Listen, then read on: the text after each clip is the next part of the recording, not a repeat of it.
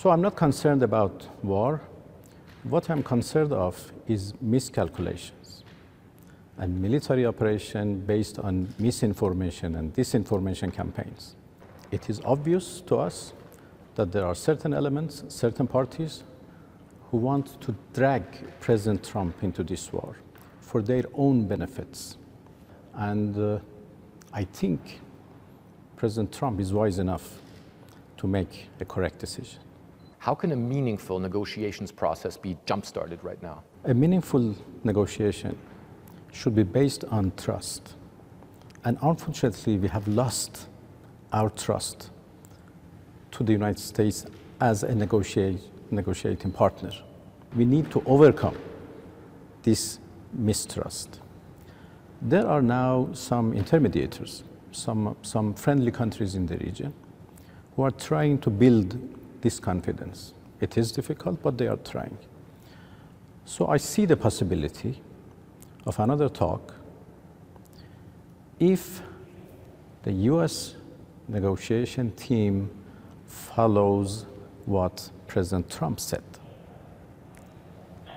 to come to a fair and equitable deal to ensure that there is no nuclear weapons. So if this confidence is built, if you get to that stage, you are ready and willing to sit down directly with the American side, with someone like Witkoff, and talk? No, the question of directly and indirectly is something else. That is the form of negotiation. And we have to. But that's what they say they want. That. Yes, but we have to take care of the substance of negotiation, and that is more important. Yeah, and President Trump says that negotiations are already going on. He has said overnight that there is negotiations taking place. How does that work right now with this confidence building, with countries in the region also helping? That is through intermediators. As I said, there are some countries who convey messages and who are trying to build confidence and to prepare the ground for a meaningful negotiation. And we are working with them, and we are exchanging messages. Would you say that these talks that are going on right now are fruitful and can lead to a de-escalation of the situation to a point where real talks can take place? I think so far, yes, fruitful. Things like enrichment, things like ballistic missiles, things like proxy forces in the region. I know that the United States has talked about wanting to negotiate about that as well. Is that completely out of the question for you, or is that something you could at least talk about? President Trump said no nuclear weapons, and we fully agree with that. That could be a very good deal. Of course, in return, we expect sanction lifting. So that deal is possible. Let's do not talk about impossible things.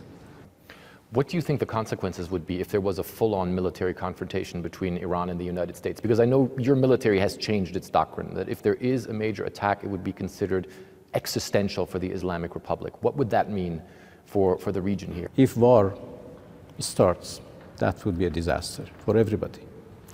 In the previous war, we tried hard to limit the scope of war between Iran and Israel.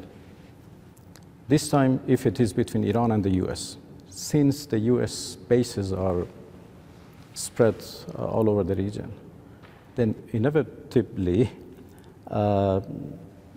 many parts of the region would be involved, engaged, and that could be very dangerous. Our missiles were tested in a real war last time, and we were able to, understand their problems, their weak points, and their strengths. So we learned many lessons from those 12 days of war, and I think we are now very well prepared. But again, being prepared doesn't mean that we want war. We want to prevent a war. President Trump said he's also concerned about the rights of those who are in custody. As you know, he said that he believes that he prevented hangings from taking place here in Iran. Can you guarantee the rights of those who have been detained and whose cases are being looked into right now? Of course. First of all, there was no plan for executions or hangings. So there were no plan as such. And right now, I can, affirm that the right of each and every person who is arrested and detained would be observed and guaranteed.